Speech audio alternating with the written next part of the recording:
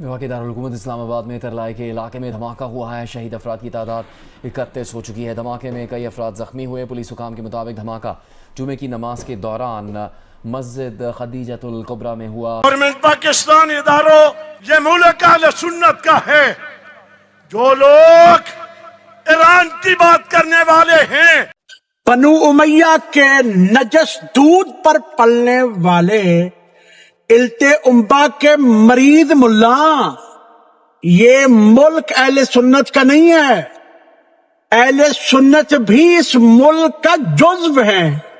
جیسے شیعہ مسلمان ہیں ایسے اہل سنت مسلمان ہیں، ایسے ہی غیر مسلم بھی اس ملک کے مالک ہیں. اور یاد رکھ، اس ملک کا بنانے والا ایک شیعہ مسلمان تھا. اس ملک کا خواب رکھنے والا ایک شیعہ مسلمان تھا.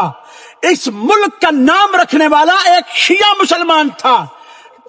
تم جیسے بنو امیہ کے نجس دودھ پر پلنے والے دہشت گرد آج بھی جنہوں نے اسلام آباد میں معصوم نمازیوں کو جمعہ پڑھتے ہوئے شہید کیا، وہ تمہارے ہی پالے ہوئے پلے ہیں.